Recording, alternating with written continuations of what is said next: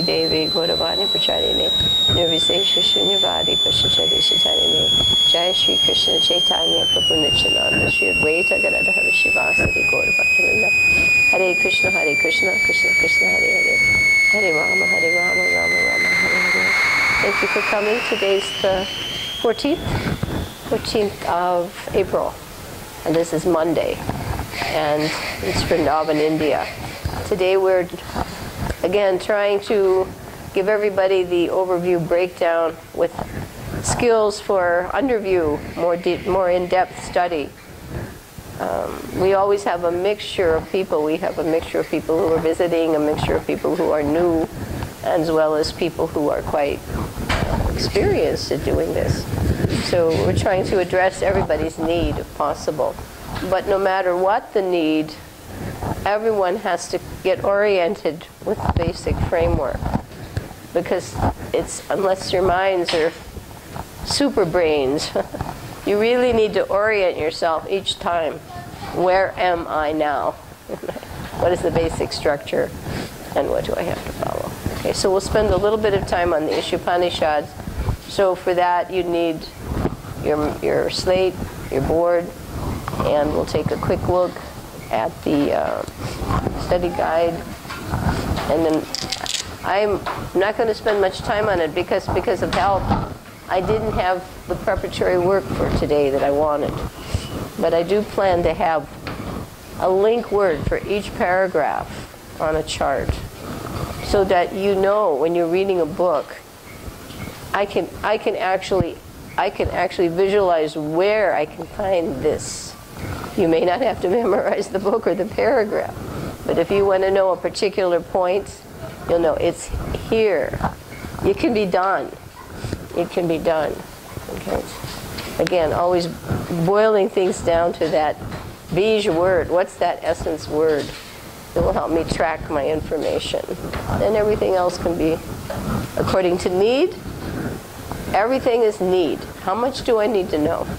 Okay. You can't know everything unless you're Krishna, right? So how much do you need to know according to your purpose? All right, so we'll do our quick mind maps together on Isopanishad. So with your slates, follow along. And the study guides have shown us that we have how many sections? Do you remember? 6. So we'll put 6 circles around the central theme. A mind map is a visual, radiant representation of a subject. What is a mind map? It's a visual, radiant. What does radiant mean? What does radiant mean? What does the sun do? Sends out rays from the sun globe, right? So imagine this is the sun, and all of the other topics radiate in a circular fashion, as opposed to books. Books are lineal, right? They're lineal. What are books? Lineal. But that has been proven not to work as well, because the minute you turn the page, what happens? You forget. It's proven. But if it's in front of you, as much as possible, in a radiant design, where finer and finer details are incorporated, you can catch it at a glance. So what kind of design is this? Radiant. What's the other kind of design? Lineal. And it's proven. It's more difficult to remember. Guaranteed. It's true. You study, right? You turn a page, what happens? You can't picture what's on the page before. If you have this, can you picture it all? Yeah. You can picture it all. Okay. So this is nothing new. This is actually 1992. Mind map books came out. And it's been used now in universities, and big corporations design airplanes on mind maps. It's not a joke. And they know it works. Tony Buzan is the originator of the concept. Okay. So we use the radiant pattern. So for Isopanishad, we put an I for what? Isopanishad. And we put how many circles? 6. Why? Right, because the study guide has indicated that we have 6 subtopics. We take help from study guides. Smart students take help from study guides. You go to any university, you go to the university bookstores, there's a whole row of study guides, no matter what your subject. So a smart student, what's he going to do? He's going to go get a study guide. So a smart VIG student, what will he do? Refer to his study guide, of course, of course. If he doesn't, well, it's going to be harder. What can I say? Unless you're a super brain and you don't need one. Or maybe even the person who designed it may not need it. Okay, so according to the study guide, we have 6 major divisions. Okay, and we put I for Isopanishad. We put an I and another one. For what? The introduction, according to the study guide. Okay. We put an I for another one. Right, we have 3 I's. And remember, we communicate by codes. That's fast. I. Introduction, I'm sorry, Isopanishad, introduction, invocation, plus 1 through 3. Yeah, your first 3 mantras are included in that section. Okay? Then in this one we put M. What's M for? Mahabhagavat. Right. Mahabhagavat. Where's your little magic slate? Sakshi, your magic slate. Yeah, you have to go do along with us. You don't have a magic slate? Do you have a magic slate? Yeah, follow along with us. Because the magic slate,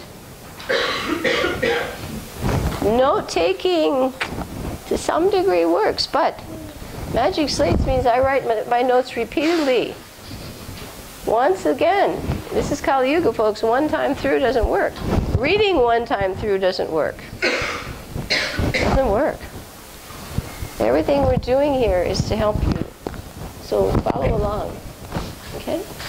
These people know this because we've gone over it again and again and again. Now it's all coming to the surface, right?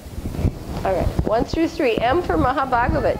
How many mantras are there?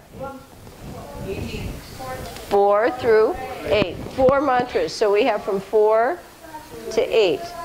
Okay, so on your board you write 4 to 8. Now again, you're making a mental picture of this book on one surface. And that makes it much easier. You start reading through the book from beginning to end, a little tough. Unless you're very sharp and you know how to pull it out as you go. Scholars can do that, but the average person, the lay person, needs guidance. Okay? So, 1 through 3, with the inner invocation, the Mahabhagavat's vision, 4 through 8. Now, the next one is? 9 to 11. Right, this is 9 to 11. And this one is comparison. We have 2 sections that compare-contrast. They compare and contrast. The slokas are almost identical. They're almost identical. So we're going to compare and contrast knowledge and nescience in 9 through 11. It's too small for me to put that here, but in your little ones you can put, we're going to compare knowledge with nescience. They both start with the sound n, although knowledge starts with a K, the phonogram word. 9 and 11. So you have 3 slokas in which we see a comparison of knowledge and nescience and the cultivation of both. Cultivating. Do I cultivate knowledge in my life or do I cultivate nescience? You have to cultivate one or the other if you're doing anything. Now, after 9 and 11, we have 12 to 14. And now we have another comparison and contrast. This is comparing and contrasting worshipers. Worshipers. Not worshippers. Worshippers of two things. Worshippers of the absolute and worshippers of the relative. Yes, A and R. Worshippers of A, absolute, that means the supreme, or worshippers of the relative. 12 through 14. 3 slokas there. Okay, so we have 1, 2, 3, 4 slokas with the invocation, 1, 2, 3 slokas with the vision of the Mahabhagavat, and we have 3 slokas with the cultivation of knowledge versus nescience, and 3 slokas with the worship of the absolute, versus worship of the relative. Now we have 4 slokas starting with 15 through 18.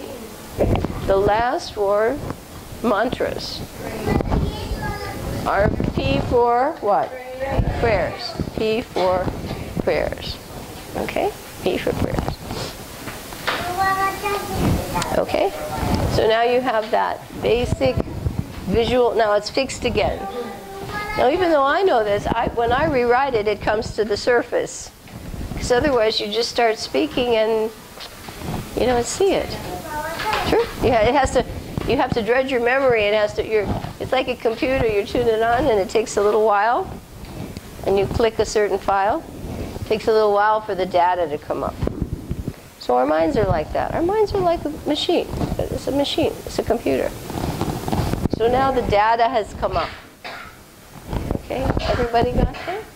Now Diana's new. And I'm trying to think who else is. The rest of you have gone through this before. This is new for you, right? New for you. So we have 2 people. So Diana, you get the idea? The book is what? Isopanishad, right? Okay, and how many topics do we have according to the study guide? 6 topics. And we've given the eye to 3 of them. Do you remember what the first eye is for? In Isopanishad. That's the book. And the first is the introduction, and this one is the invocation. And how many slokas or mantras are there? 1, 2, 3. Okay. Then we have what? Remember the M? Mahabhagavat. How does the Mahabhagavat see? Okay, now we have 3 slokas with the next topic. Do you remember what that one was? Compare and contrast. Very good. We're comparing and contrasting. Do you remember what they were? No, she's got a good memory. Okay, it's first time. Okay, and then your next one was what? Right. So the next is compare and contrast. 2 kinds of worship. Worship of absolute and worship of the relative. Well, she's got a good memory. The first time through. Okay, not too bad. Okay, and then the last section is 4 slokas and how's it? Prayers, okay. And there are four prayers in there. The speaker, this is different from Bhagavatam and Gita. This is a monologue. There's no dialogue going on here. In fact, the speaker doesn't even tell you who he is. So he's speaking, and he's praying at the end. Bhagavatam, Gita are both constant questions, answers, questions, answers. Inquiry and enlightenment, back and forth. Okay, everybody got that really fast? Okay, take 30 seconds to erase it and do it again on your board. Erase your board and quickly rewrite everything so it's fast and fixed. Fast and fixed.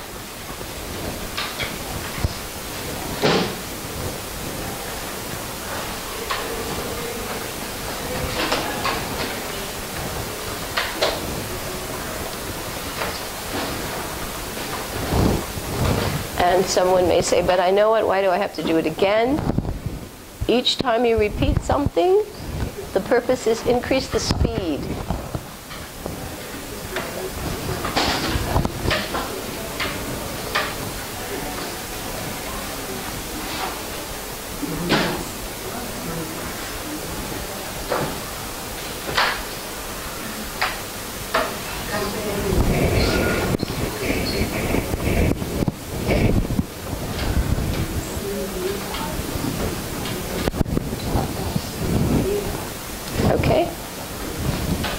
There are 2 considerations when you're developing skills. A is your first one. Am I accurate? How many of you have had to learn typing? Any of you had to learn touch typing? Now things are different because with computers and iPads now they're using their thumbs, and sometimes it's easier with your index finger, but at least in the old days we had typewriters and we all had to learn touch typing. So the first thing was you had to be accurate, because if you're going fast but it's all full of mistakes, it's going to take you longer. Then the second thing would be speed. Okay? So the two together, accuracy plus speed equal P, proficiency. That's what proficiency means. If you're proficient at something, it means you're accurate, but you're fast. So I remember in our typing classes, there was a limit in a way with old typewriters. People couldn't really go beyond 135 words a minute. Beginning typists might do 20 words a minute, 40 if you were really good in high school, right? But experts could go up to 135 words a minute because they practice a lot. So it's the same way with your spiritual knowledge. You have to do it often to get to this, right? Proficiency, fluency. Okay? A is for what? Accuracy. S is for? Speed. And it will equal what? Proficiency. You don't want your speed without accuracy. You don't want accuracy without speed. You'll never get there. Okay? So that's why we practice. Okay, it's nice to know your terms, skills. All right. So now we know the basics about the Isopanishad. The last time what we did a link word for the slokas. Okay, so please take out your little green books. You got your green book with you?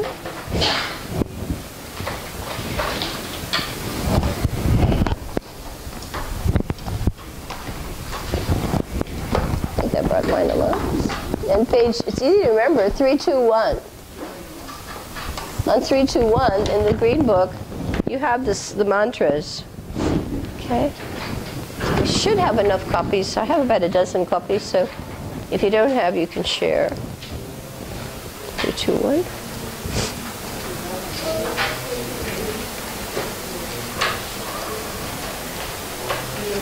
The invocation, Isopanishad, 321.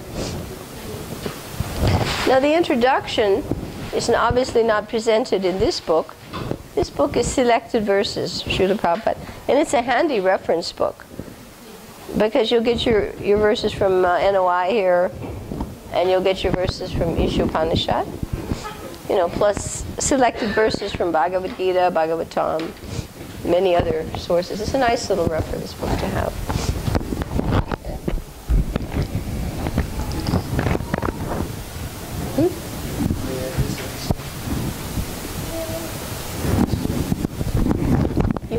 You have another edition of it?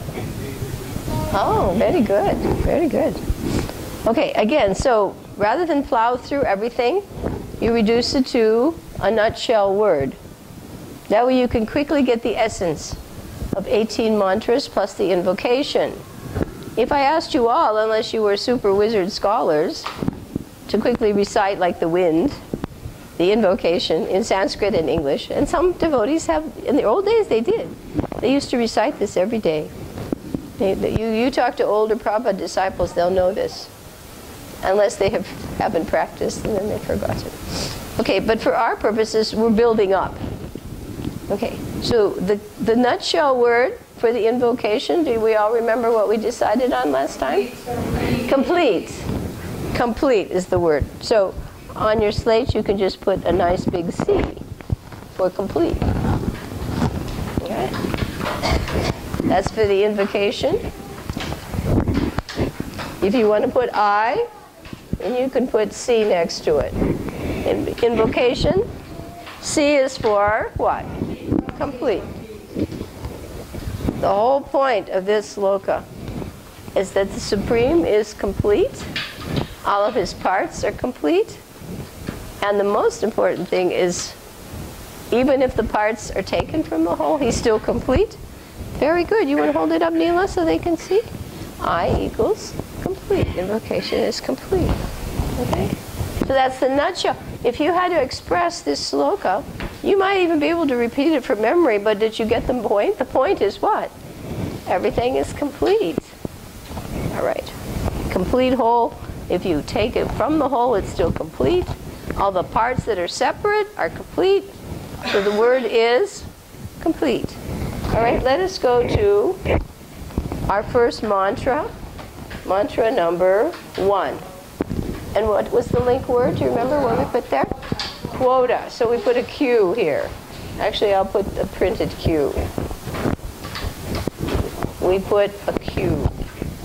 Right? Quota.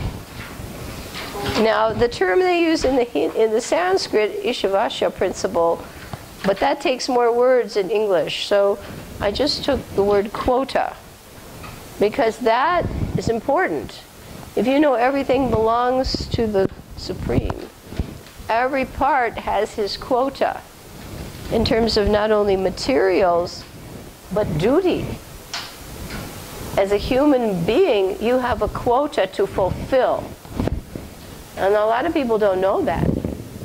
Just as some of you used to go on book distribution, and they say, don't come back until you've sold 100 magazines. Poor devotees would come sometimes. Don't come back until you brought back $100 or something like that. But actually, if you get a human body, and you don't attempt to fulfill the quota of self-realization, the facility is taken away. So that is why the Isopanishad is so important. If you don't know that, even as devotees, you get a little relaxed about it. Oh, maybe next life I'll do better. I wouldn't gamble like that. Because Krishna knows your intention. He thinks, okay, I give you your chance. You didn't take it? Take it away. Krishna's in the heart. You can't hide from him. You can't hide your... He knows your aspiration. Your aspiration should be, my duty is to become self-realized. You've given me this opportunity. I must endeavor to do that. Otherwise, maybe next time, who knows where you're going to go, who you're going to be, where you're going to be, and what you're going to have. You don't know your facility from one minute to the next. One minute to the next. It's a big gamble. The whole material world is a big gamble. A dangerous gamble. Everybody's in a dangerous position. From Brahma to the microbe. So don't gamble. Don't gamble. Okay? First mantra was quota. Okay, number 2, do you remember the key word? Karma. Right. If you live according to the Ishavasya principle, or the quota concept, you can actually live in this world. Hold it up so everybody can see. He's got his other magic slate, so everybody can see. Very good. Very good. That if you live this way, you don't incur more karma. The minute you start taking from the material energy, you incur karma. You're taking something that doesn't belong to you. Prabhupada says you're a thief. You're a thief. Okay? So, invocation, what was the word? And what was the mantra 1 word? Quota. And what's mantra 2? Karma. How to live in this world. You're here, you're stuck. Do I make it worse? Or do I try to make it better? So how to live in this world without increasing your karma. Because the chances are you will. Without knowledge, you have to. Actually, the material world is designed, you have to sin to be here. You have to sin. You're breathing air, you're stepping on microbes, you're cooking with fire. Every moment, unless you're linked with the Supreme, you're making it worse. It's so designed that everybody who lives here has to commit sin. No way out. Pretty scary, huh? Walking down the street, cooking with fire, taking a bath, breathing the air. You're killing living entities every minute. And you're accountable. Scary place, huh? We came here. We came here. You got to know what it's like. Because if you're not scared, you won't try to solve your problem. You have to be initially. you don't want to be frightened to the point that you become frozen, but you should become, Prabhupada said, you should sense the urgency of your plight. It is urgent. Right? It is not a joke. Okay, so first one was complete, second was quota, and third one was karma. Okay, and now number 4. Right. So number 3 is also okay. This is the person who does not follow Ishavasya principle. Sort of a category of what is he? He's the killer of his soul. Admaha. He's the killer of his soul. And that's everybody walking around, practically. Unless he has knowledge of Isopanishad, he's killing his soul. Pretty heavy, huh? So we have a lot of ka sounds. We have ka for complete, we have ka for quota, ka for karma, and the final ka for killer of the soul. That's mantra number 3. Okay, mantra number 4. We sounded the F for fixed. Now we have the vision of the person who, only person who can understand the Lord is the Mahabhagavat. So we have 4 for fixed. What's 4 for? Fixed. I know we hear many what we call inconceivable things, ironies. How can he be, or not irony, paradox. He's fixed, but he's here, but he's there and everywhere. Fixed in his abode. He's fixed. So we can recognize that mantra. How now we're getting a vision of the Supreme. He's fixed in his abode. Okay. Number 5. Yes. Now we have 3 paradoxes. He's within and he's outside of everything. He's near and he's far. He walks and he doesn't walk. So in that mantra we have 3 seemingly inconsistencies. These are paradoxes. How can he walk but not walk? Okay. So number 5, W, he's within everything and he is outside of everything. Within and outside. Okay. Mantra 6. Now, this is how the Mahabhagavat sees everything. And this is the dual aspect of his vision. This is R for how everything is related to the Supreme. Relationship means 2. You can't have relationship without 2. If you're by yourself in a room, there's no relationship with anybody, right? You're by yourself. So 6, he sees everything in relationship to the Supreme. And that's everything and everyone in relationship to the Supreme. So here he sees relationship. Everything's related to the Supreme. Nothing isn't. That's Maya, the minute you think there's no relationship to the Supreme. Number 7 is a little different. Now, this is the opposite. Now he sees everything as being what? 1. I'll put an O for 1, or number 1. He sees everything as one with the Supreme. Now this means in quality, not quantity, right? So number 6 was what? Right, 2. But 7 is 1. Everything is in quality, one with the Lord. Because we're simultaneously one with Him, but we're also different. One, but different. Simultaneously one, but different. Okay? Now number 8 is the final mantra for the Mahabhagavat's vision. And at this point, he actually sees the Lord. He has direct darshan of the Lord. He's not just seeing his energies, he's seeing the Supreme. Okay? And what was the word we chose, remember? Greatest. He's the greatest of all, and there's a whole list of eulogies. Philosopher, maintainer of everyone, fulfilling everyone's desires. He's the, whatever you want to say about the Lord, he's the greatest of everything. This is the vision. The Mahabharata actually sees him. He just doesn't see his energies. He just doesn't see, you know, something and think through it philosophically. Oh yes, this is the material energy. Oh yes, this is a marginal energy. He actually has direct vision of the Supreme, the Mahabharata. Okay, so you got those 4? Okay, so let's go over the first one was 4. Mantra 4 was, what was the word?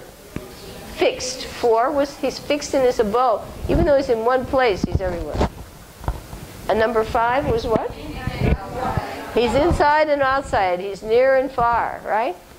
He walks, but there were 3 inconsistencies there. Seemingly. Inconceivable. Inconceivable. Number 6 was what? Relationship. 7 was oneness. And 8 was? Greatness. He's direct darshan. He's the direct darshan. Okay. Now we go to 9. Number 9. Culture. See, how do I the culture? I cultivate. I cultivate 2 things: knowledge and nescience. Those 2. Do I cultivate knowledge, or do I cultivate nescience? Okay. These are 2 types of things. That's expressed in mantra 9.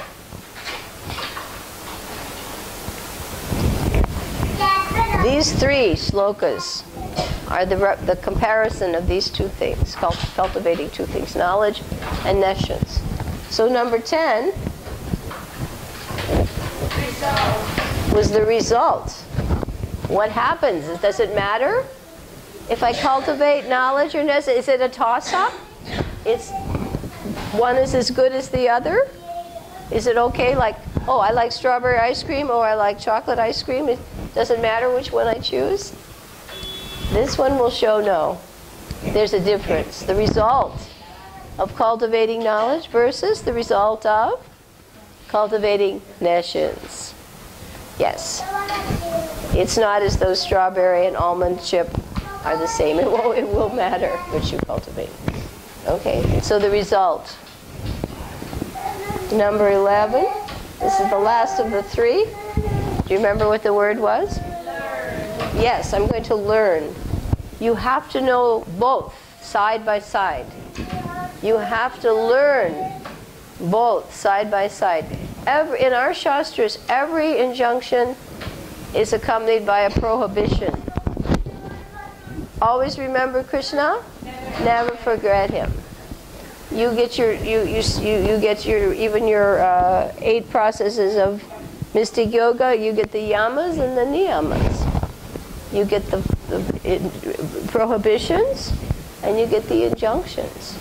You have to see both. It's not just enough to say, I don't do this. You have to do this.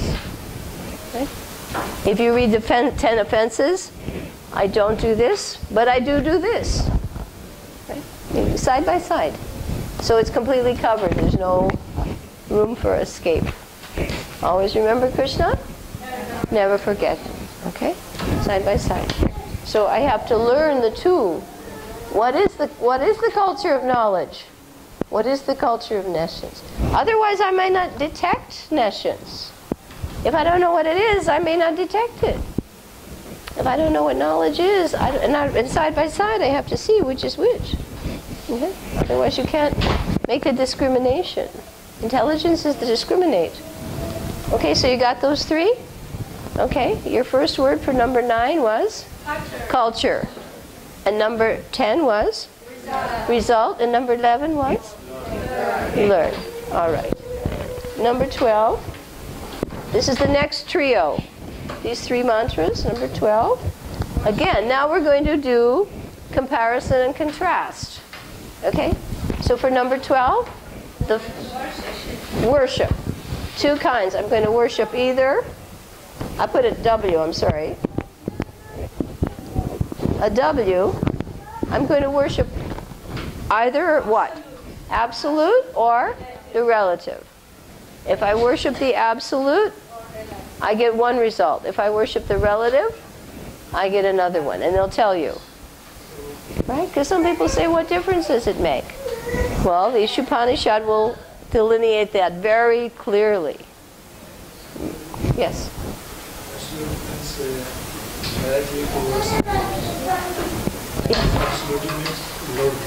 Yes. Anything, yeah. Demigods, impersonalists, mankind, ghosts and spirits. Because everything else is coming from the world of relativity.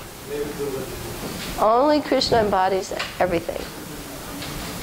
Only Krishna embodies it. He embodies everything. So when you worship the Absolute, you rise above the plane of duality. Plane of duality keeps you in duality. Worship of the Absolute takes you beyond it. That's why Krishna tells Arjuna, rise above these modes.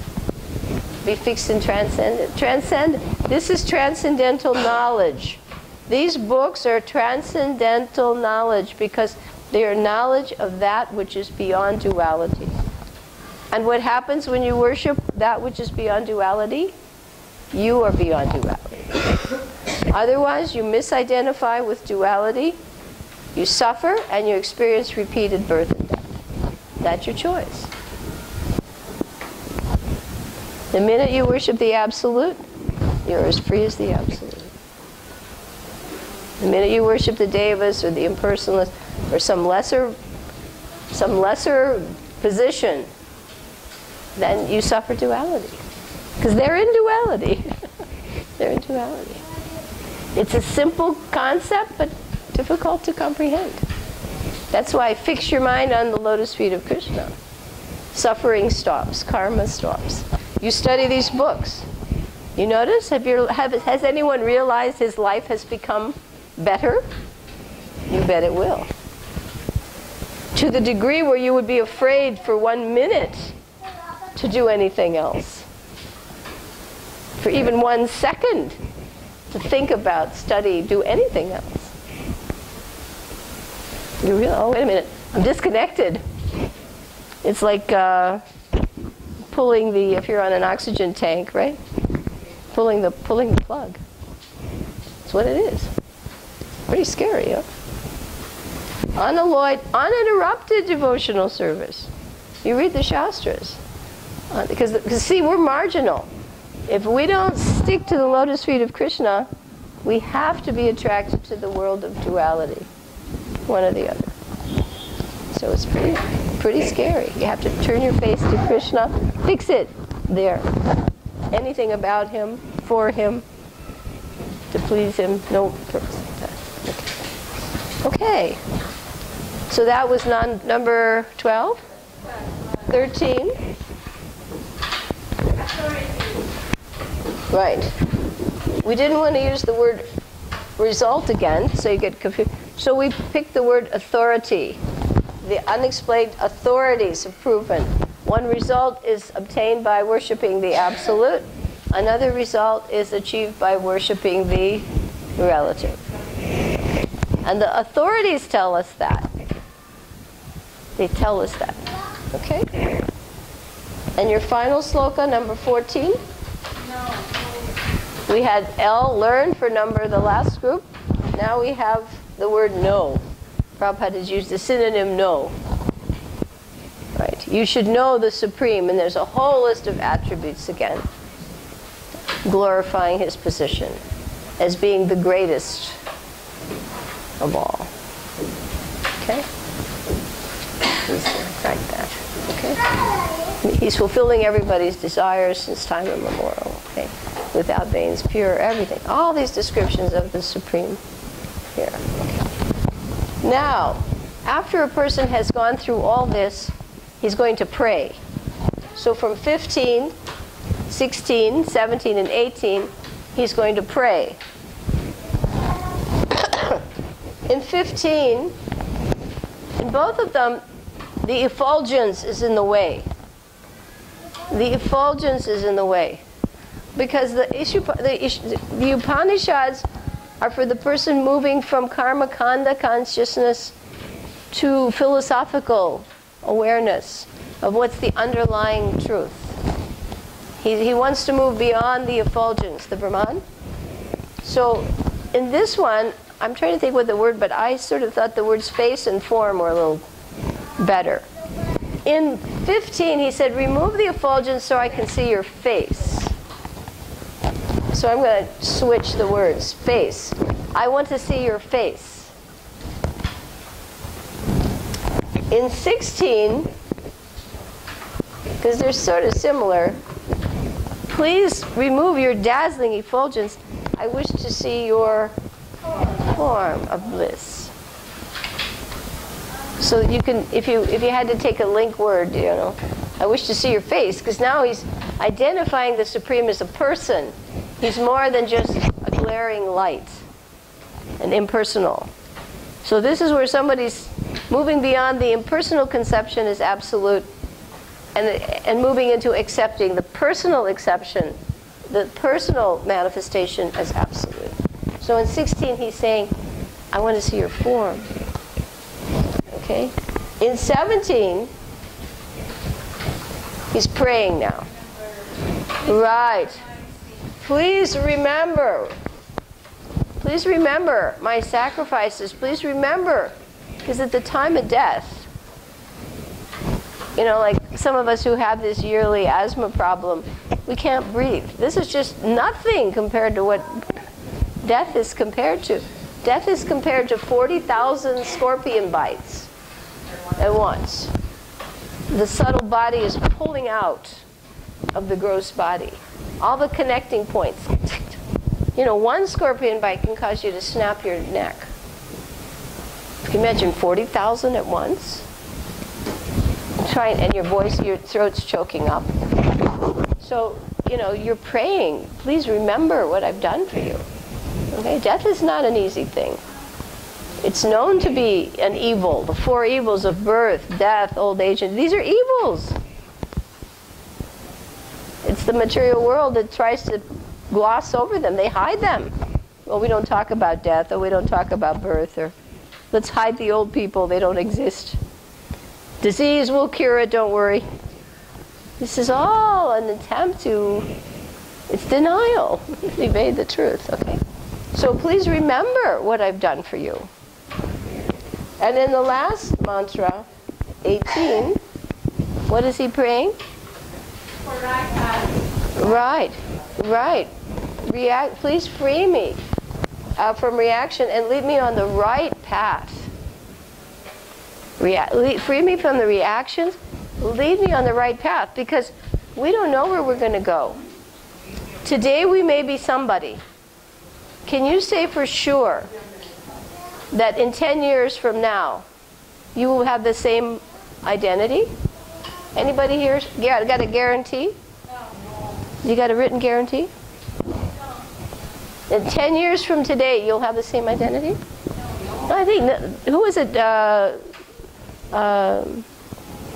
Anita was saying some little 12-year-old girl passed away recently, devotee. I don't know if you heard about it. The parents were away and she was physically raped by some guard in the house. Oh, this was back. Oh, okay. Okay, so this was not recent. Okay, then I know of the couple. Yeah, and she died. So she was 12. That morning, did she know that? No. At any time. Or that famous little girl in your temple, she was a movie star. Did they know when they get on the plane they're going to not come back? No. They don't know. There's no guarantee. Even Narayani went to Govardhan retreat. She got a fever. Ever since the fever, she can't hear out of one ear. You don't know from 1 minute. Even if you're here, you may not have the same faculties. Right? From 1 minute to the next. You have no idea. This is a dangerous place, folks. I mean, there's nothing more to be said about it, right? Nothing more to be said about it. Okay, so you got in essence the Isopanishad? Okay, so we'll go into our Bhagavatam.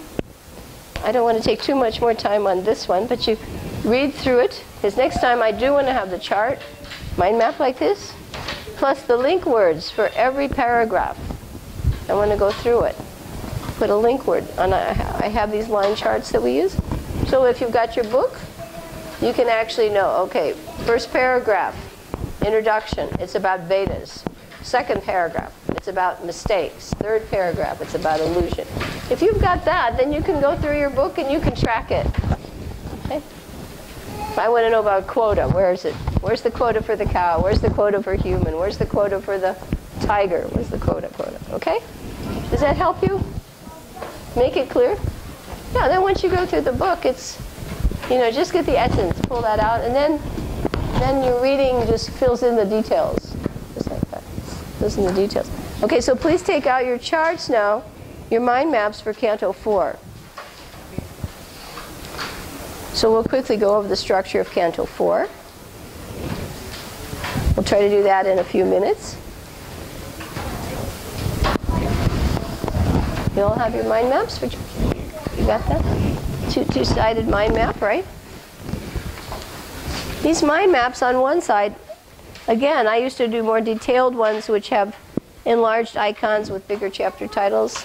For 2 years in a row now, because of the Vaishnavi retreat, I stop at a certain point. But I really am trying to organize my life so I can get back to more charts, because charts make it really fast. People can pick up a chart, refer to a chart, keep a chart, right? You all agree, they're easy. You just look at your charts and right away. Okay, so let us now quickly put on our iPads the essential information. So first of all, where am I? Where are you? You have to, right, what book do I open up? I pull this book off the shelf, right? I open up my Srimad Bhagavatam. Okay? Shakshi? Follow with us. Yeah, follow along. He gets so carried away with his maps. I have to keep an eye on my students. Please don't be lazy about writing. Okay? Because the minute you are, you don't get the benefit. Okay? So we're in the Srimad Bhagavatam. And where are we? I want to see it on your slate.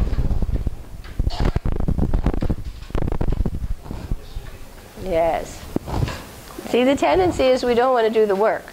But the minute you feel like that, you won't get the benefit. The benefit comes from input means output. If I invest, I get the result. Why are some people rich? They worked hard in a previous life. Oh, that guy, he's got it made. You don't know how hard he worked the last life, right? 4, and she wrote 31. 3 plus 1 makes what? 4. So we know this chapter has, how many chapters? This canto has 31. Okay. This canto has 31 chapters. It's a longer one. Okay? Yeah, you don't have a map? Oh, you didn't get a map. Sorry. No, you just need the... She doesn't need that one. Give her the map to the Bhagavatam. Do we have enough there? There you go. Sorry, we neglected her. Speak up. Everybody else have a map? You got your map? Okay. According to Narayani's study guide, we use her study guide. By the way, do listen to her lectures. I was listening to her lectures on 2 or 3 chapters. She's so deep. I mean, I'm really shameless to stand up here. I mean, she knows so much. She's pulling from so many authorities. So if you have your hard drives, we can try to give you her lectures and Burjan's lectures on these verse by verse, purport by purport. This, again, is just the big picture. What can we do in 1 hour? we can get the big picture. That's all. But without the big picture, you can't remember, right? Is it true? She knows. She just took it. Do you find this is a helpful approach? It is the way it is done. I have to make one more analogy for all of you. In the West, they have a saying, gardeners, landscape designers. They buy a plant from the nursery, a $2 plant. And they say, for a $2 plant, you make a $50 hole. You understand what I just said? Now, most people, they go to the nursery, they'll buy a plant, they'll dig up a little hole, put the plant in. They may not even water it. Will the plant have a good chance? No. $2 plant, $50 hole. Now, what's a $50 hole? They dug up the hole, they put in different sizes of rocks, they put cow dung in, nutrients, topsoil, fertilizers. Then they put the little $2 plant in. What will the $2 plant do? No, if you put a lot of stuff in there, it'll grow very well. You have preparation, foundation. They say that in the landscape books. You've done the preparatory work. What was Prabhupada's life? A lifetime in preparation. So the very last, he was able to do what? Everything. $2 plant. How big is the hole? $50. You invest your time in this, and then your plant's going to do well, very well. If you don't do that, if you put the plant in hard, dry soil, you don't cultivate it, you don't put nutrients in, you don't put... Some of you who plant Tulsi must know that, right? Tulsi, you have to do all kinds of stuff. Here's another example. In the West, when you hire professionals to paint, I'm giving you these analogies because it's important. You hire professional painters. Now here, I don't know, I have to laugh about it. You see people come in and painting, have you watched it? When they're done, it's a mess. And it's like if you were standing in the way, you'd be painted too. Have you experienced? I watched people painting over hornets' nests. They were just sort of moving their arms, you know, and there was a brush attached. In the West, professional painters, okay, you're paying them. 90% of the job is preparation. 90%. They put down drop cloth. They remove the hardware. They tape the windows, right? They TSP the walls to get the grease off, the dust. Here I have to laugh. They take a cloth and they sort of go, you know, and the paint's going to chip off right with the dust. The grease is going to show right through. You know, and then they come in the last 10%. Sometimes now they even just spray, but they'll have rollers. In one day, it's completely finished. Perfect. And then they quickly put the hardware back on, pull up the drop cloths, remove the tape, and there's no mess. So what was the secret? Preparation. What's the first topic of the Bhagavad Gita? Preparation. So when you study this way, what are you doing? You're preparing. Yes, you're making your foundation. Everybody agree it's smart? Yes. Okay. Enough about the analogies. But these are true. They're true. Okay, we know the fourth canto has 31 chapters, and according to Narayani, it has 4 parts. And we're going to divide them in half. She has 2 books on this. It's so big. And it's really easy to remember the codes. DD and PP. What are the codes? DD and PP. This is another secret to study. Try to make it as funny and as easy to remember. DD and PP. DD, PP. Yes. The first D is for who? Daksha. And the second D is for who? Dhruva. So Daksha and Dhruva. What's the next P for? Prithu. Yeah, he was churned from the body of Vena. And what about the last one? Yeah, the 10 prachetas, they're underwater. So we have Daksha and Dhruva and Prithu and the prachetas. So now in 4 words you're filling in the little branches, right? So this first one, because we get Daksha again in the 6th canto. But this one is Daksha's sacrifice. What is it? His sacrifice. And this one, the next one is just Dhruva. Okay? And this one we have Prithu. Right, Prithu. And the last one is the prachetas. Okay. So now you know the 4 basic things. Okay? And you know the signals. Daksha, Dhruva, Prithu. Actually, he's not from the legs. He's churned from the arms. He's churned from the arms, not from the legs. He's churned from the arms. It was Vena who was churned from the legs. So he was churned from the arms. Okay? And the prachetas performed austerities under water. Prachetas. Okay? Okay. So now we know the basic topics. Let's know how big they are. Okay? So let's take Daksha's sacrifice. So we want to know how many chapters are here? 7. 1 through 7. Okay? 1 through 7 are about Daksha's sacrifice.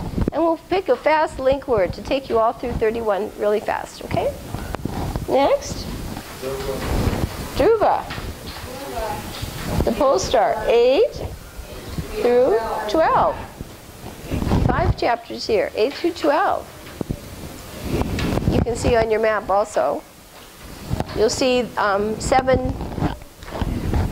These look like satellites. Okay? And for Dhruva, you'll see 5. And you'll see the numbers also. You'll see 7 and 5 on the first side. Because on the first side you have 7 and 5. That's for Daksha and Dhruva.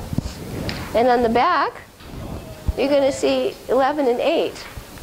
11 for Prithu and 8 for the prachetas. So let us put P for Prithu, and that's taking us from 13 to 23. So they both end in a 3. And you've got 1, 2, 3. This is Prithu. Story of King Prithu. Okay? And then the last one is the prachetas. And that one is 24 to the last one is 31. Because it ends like that. Okay? So now you know where these major topics fall. Okay? Are you writing that on your slate? Yes.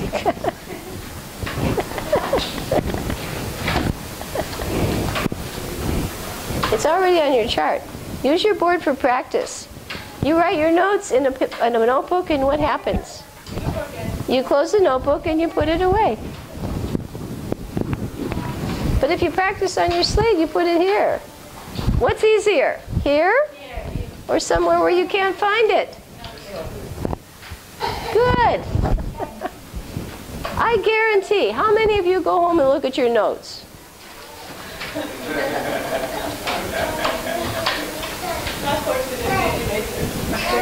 You see it in every class.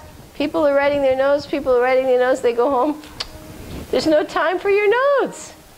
That's the way the material energy works. You have to do it now. There's no later. Is that not true? And then you can't even find your notes. And they were so scribbled you can't read them, and you don't even. And they look too boring and embarrassing. And you said, forget it. Is there anybody here who goes home and studies notes? Ah, I'm right. This is true. But if you do this late work, do you go home and study your notes? It's just a habit that people have, and it doesn't work. Am I right or wrong? I have lots of books on lecturing and note-taking. I'm not making it up. And you see, we got proof. Now, if he went home and studied his notes, I'd say, okay, take notes. But it doesn't work. Okay? All right, so we know that. We know the sections. So really quickly, do them again and tell your neighbor. So you have built your $50 hole. You know what are the major parts of the fourth canto.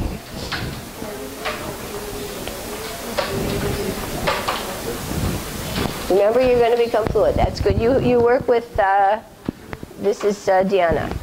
Okay, this is Shakshi.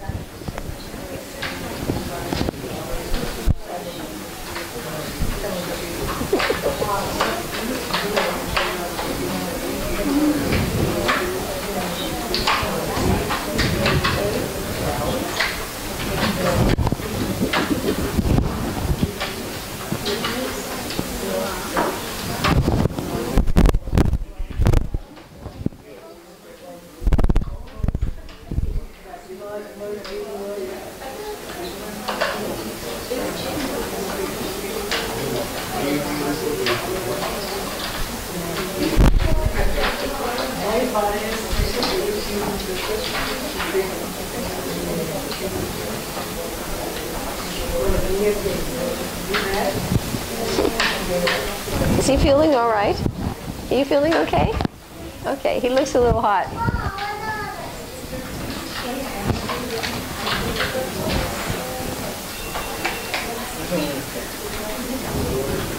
I don't want him to be feeling the way I did last time. I got sick at the end, you know. He looks as though he's ready to run out of the room. Okay? Okay, Neela. Neela, you need to sit down properly. Yeah, that's a good boy. Yes. Okay? So now, we know the area, we know the location.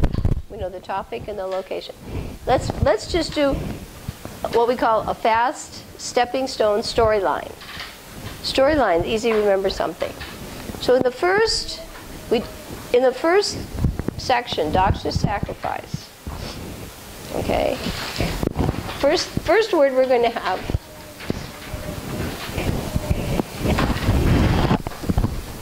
We've got our little cartoons here. So turn it over. For number 1 on your chart, you look at number 1 on your chart. I highlighted the word genealogical. What did I highlight? Genealogical. And I could have also highlighted daughters, because it's about the daughters and their family members. So the first thing is we're going to get a picture of this whole family tree. The daughters of Swayambhuva Manu. And there are 3 important ones. Akuti, Devahuti, and Prasuti. And all their family members who had the Lord appear in these family lines. That's on your table. We did that last time. We learned that we had Narayana Rishi, Dattatreya, and we had Lord Kapila, and we had, who am I forgetting? Narayana Rishi, Yagya, and Dakshina, right? So, yeah, Yagya and Dakshina. So we saw that in the table. You weren't here there, but we went through the genealogical table. So we want to see how these daughters produced incarnations, either directly or within a generation or 2. So the next word, so we have G for the first chapter. For genealogical table, we see the whole. It says if you hear this with faith, this chapter with faith, you're relieved of sin. These are very important chapters. Okay? Then we're going to put a D. We're going to have step number 2 is Daksha. We're going to hear about his sacrifice. Or actually how he's going to curse somebody who didn't have his sacrifice. Then the next person we hear about is Shiva. So we're going to have genealogical. Then we're going to have Daksha. Then we're going to have about Shiva. And then another S is going to be about Sati. Okay? Genealogical table of the daughters. Daksha is cursing. He curses Shiva. Then Shiva tells Sati, don't go. Sati doesn't listen. She goes. So what happens when you don't listen to the good advice?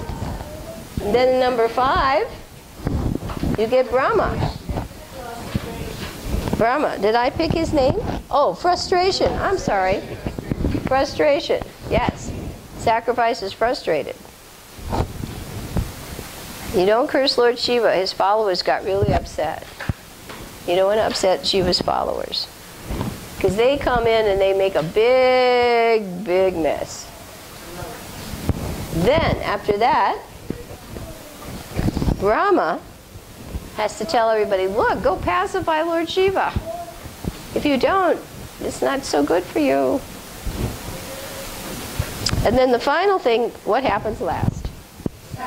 The sacrifice takes place. Because Vishnu shows up, and when Vishnu's there, everything is set right again. If you don't have Vishnu's mercy, things can really go off. So you got the 7 steps. First step is what? Genealogical table, the daughters. We see all the important people. And then you think, well, how did we jump to Daksha?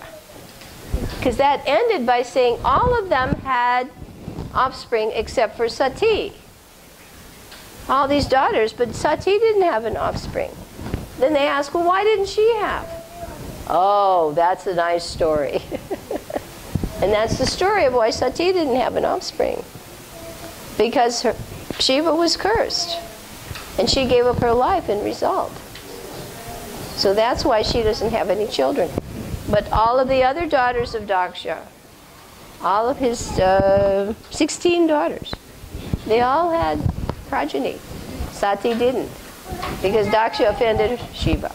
Okay? So that leads into 6 whole chapters explaining the first question in chapter 1. Okay? So, you got the storyline, genealogical table of the daughters. Number 2, Daksha curses Shiva. Shiva warns Sati, don't go. Number 4, Sati goes anyway, and she gives up her body.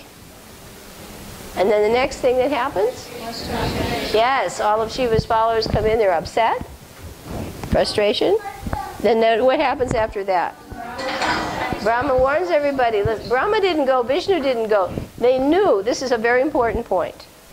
If there's a lot of offenses going on somewhere, don't hang around. People are cursing, counter-cursing. Brahma and Vishnu didn't go. They knew it was going to be a mess. So if you're somewhere where there's a lot of cursing, counter-cursing, fighting going on, it's just like, would you walk into a place where there's a battle going on? No way. If you see a big fight going on, do you go into the middle of it? You run the other way. They didn't go. So Brahma says you better go straighten things up. And then at the very end, Vishnu comes, and there's a performance of the sacrifice. So you got the whole storyline? Okay, let's quickly do the storyline for Dhruva. That's an easy storyline. That's only a 5-step storyline. Now this sounds sort of childish. Sounds, oh, this is too much like baby time. But actually, you need to do it simply so you can get the thread. Okay, what's the first thing about Dhruva? Dhruva goes to the forest. He's a little boy, he's offended. He goes to the forest. Step 1. Chapter what? 8. He goes to the forest. Chapter 9. He comes back home. He comes back home in chapter 9. Then what happens in chapter 10? He fights. He fights with the yakshas. He fights. You see the pictures there? He fights. He leaves for the forest. Then he fights with the yakshas. I think that's, you got it, number 10. And number 10, the fighting gets carried away. His grandfather comes. Who's his grandfather? Swayambhuva Manu. Right. Swayambhuva Manu comes and tells him to do what? Stop fighting. You're getting carried away. There's a very nice quote in there. It says, one who is bewildered by anger becomes the source of dread for everyone. Yes, one who's bewildered by anger becomes the source of dread. Right? Have you ever seen people that walk around, ah! Everybody just sort of walks away. Right? It becomes a source of dread for everybody. So Swayambhuva would say, look, you're overdoing it. It was just one yaksha. You're killing all these yakshas. And so what's the last one? He goes back to Godhead. Right. He goes back to Godhead. So you got a 5-step storyline here. Dhruva goes to the forest. Dhruva returns home. Fights with the yakshas. Swayambhuva says stop. And then he goes back to Godhead. Right. You got the 5 steps? Not too tough, right? Okay. I think what we're going to do is read a little bit about that. We'll hold off on Pritu, and we'll hold off on Prachetas. Let's take out our thick books now, and let's relish some pastime together, okay? Just so we didn't open all these books for nothing. Everybody got the framework?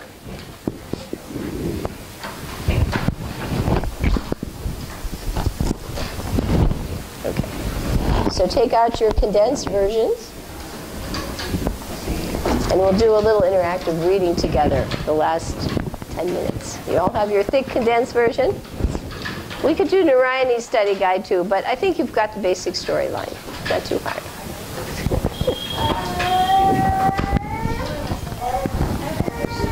Yeah.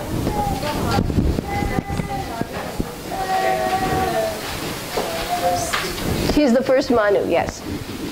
He is the, yes.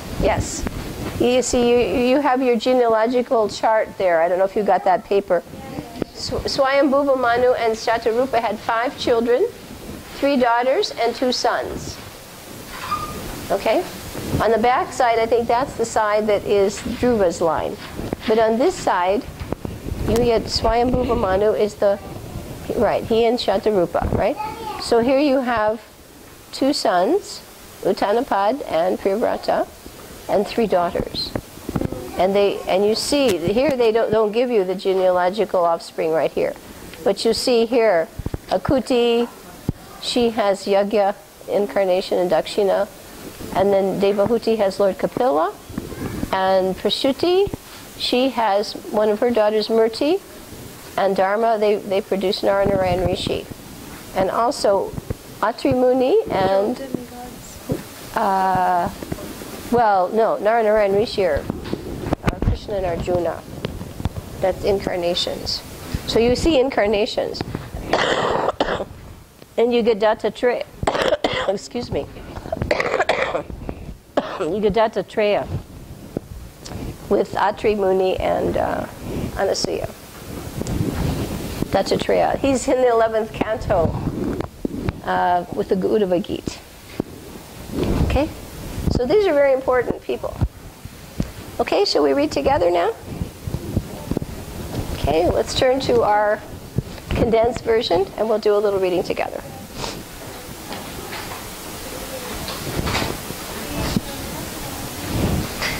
The page numbers are a little bit different.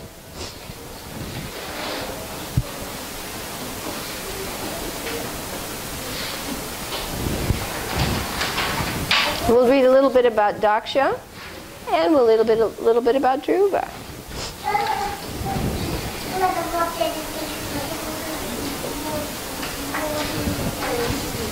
Now, my book starts with 72, descendants of the daughters of Kardama and Swayambhuva, and the sacrifice performed by Daksha.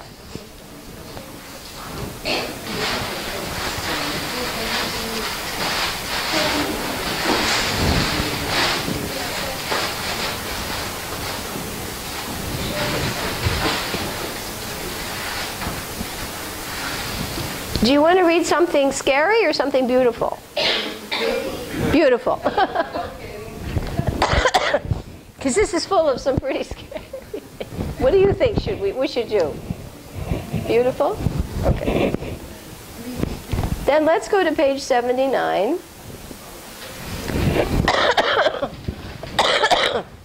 Because we get everything.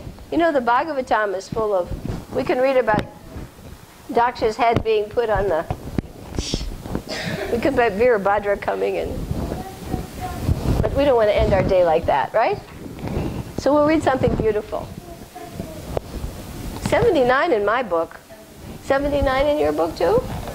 Everybody ready with your flute finger? How's his flute doing? Have you tried your flute yet? Krishnadas? No, does your flute work? It works?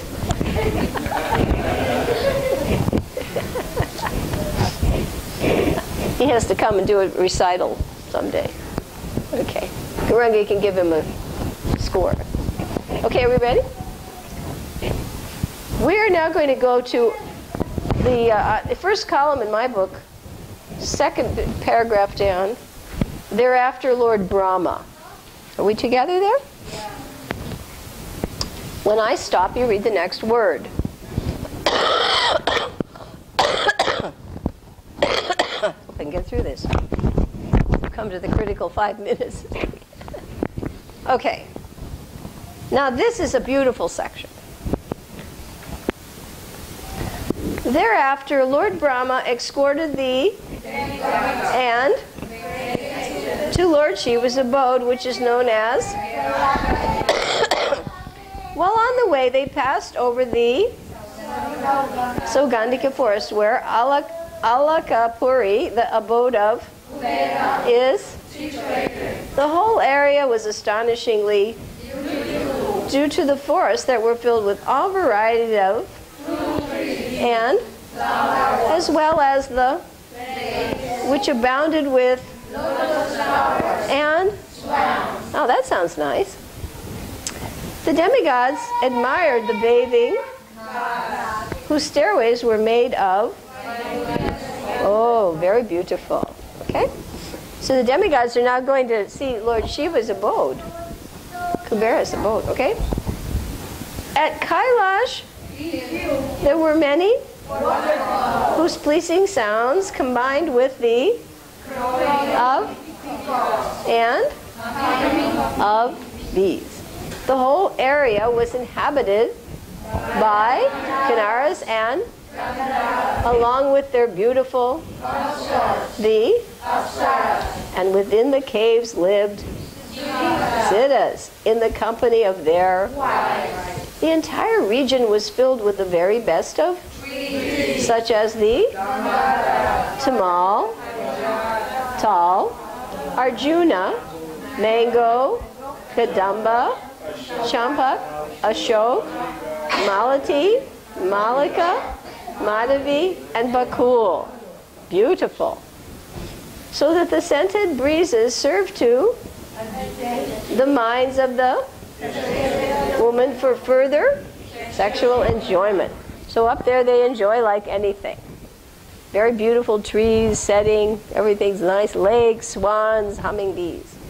Indeed, due to an abundance of desire, the abode of Lord appeared to resemble the planet of in the spiritual world, because of the many varieties of and other fragrant flowers. The entire forest seemed to be one great wherein all kinds of roamed, including the musk. In Kailash there are two, the and Alaka Nanda, which are sanctified by the dust from the lotus feet of the Supreme Personality of Govinda.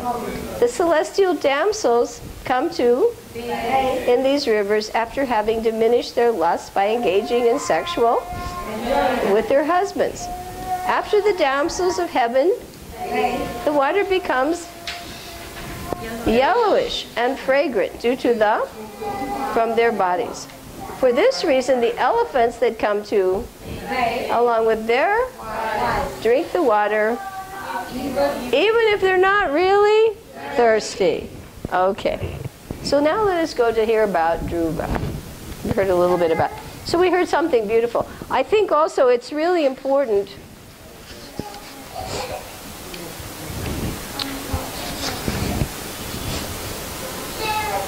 on page 82, we want to read the last paragraph of this section. Maitreya concluded. Do you find it? Yes. Maitreya concluded, my dear, I heard this story of thee from the great disciple of. If one hears and this with and he will certainly become of all the of material joy. You all heard it today. Now you're all cleansed. Nice, huh? It was worth it. Dhruva.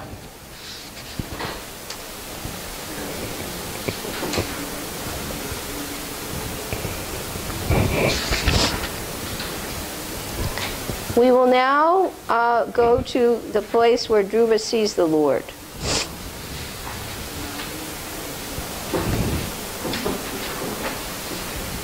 Page 87.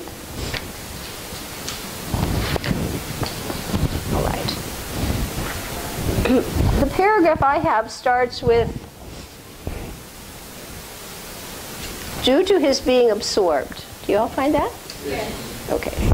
Due to his being absorbed in the transcendental of love of, it appeared as if Dhruva was drinking the Lord through his eyes, kissing the lotus of the Lord with his mouth, and embracing the Lord in his arms. Although he was only a small boy, Dhruva wanted to offer nice prayer that would glorify the Lord in a suitable manner. But because he was uneducated in terms of linguistic expression, he could not understand how to do so, and thus he felt a kind of disappointment. Being situated in everyone's heart, the Lord could understand awkward as an expression of his mercy. The Lord his conch to the boy's forehead as he stood before him with folded hands. Immediately, Dhruva became perfectly aware of the Vedic conclusion about the absolute truth. Wow, just touching the conch shell. Suddenly he's very learned. Being thus inspired, Dhruva recited his prayers. My dear Lord, upon entering within, you have enlivened my sleeping senses, life, force, and power of speech. Let me offer my respectful obeisance unto you.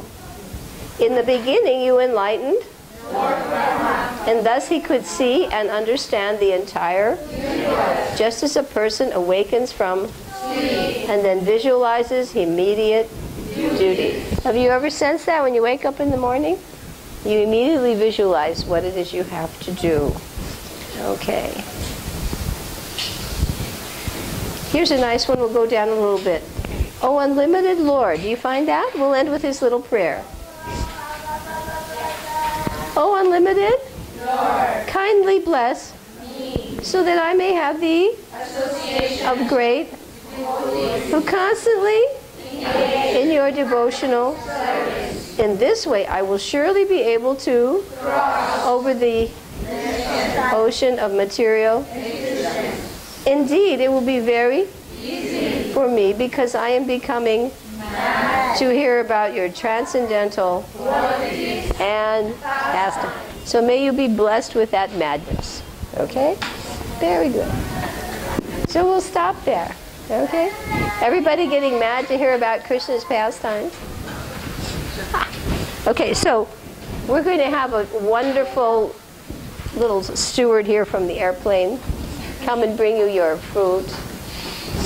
And if you can very kindly help each other out and putting away your own things so you don't forget them, and returning the things that belong to the study group.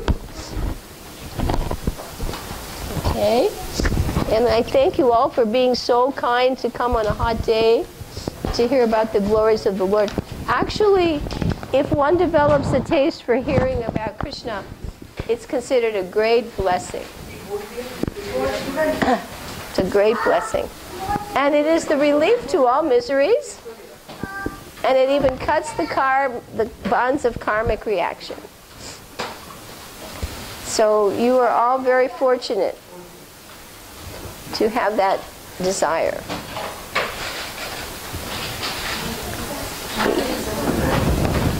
And we hope you will go and narrate these pastimes to someone else.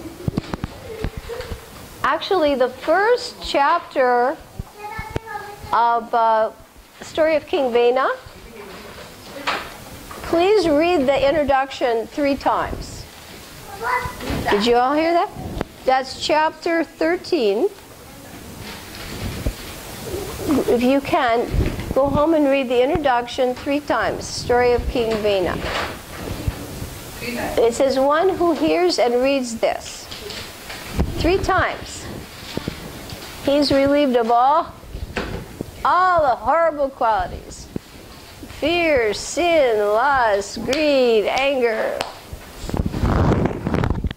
Chapter 13, 3 times. Just the beginning. Well, I don't say just, read the whole thing, but.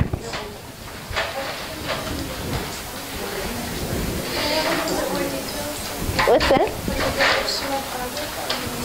The Bhagavatam? Yeah, this is a condensed. Yeah. But if you read the, see, what we do is progressive, because then you read the actual Bhagavatam with the purports, this is just condensed. It leaves out a lot. But we're filling in the tree, right? And you start with the trunk, and then you put the big branches, then you put the twigs, and then you add the leaves. And then the purports are the fruit. The flowers are the slokas, and the purports are the fruit. Where you get the deep understanding through the acharyas. That's the fruit. Vedic wisdom. Bhagavatam is the fruit of Vedic wisdom. Okay? I'm sorry I don't have protection sheets here for everybody. I wonder if we have any extra ones in the book. Try to protect your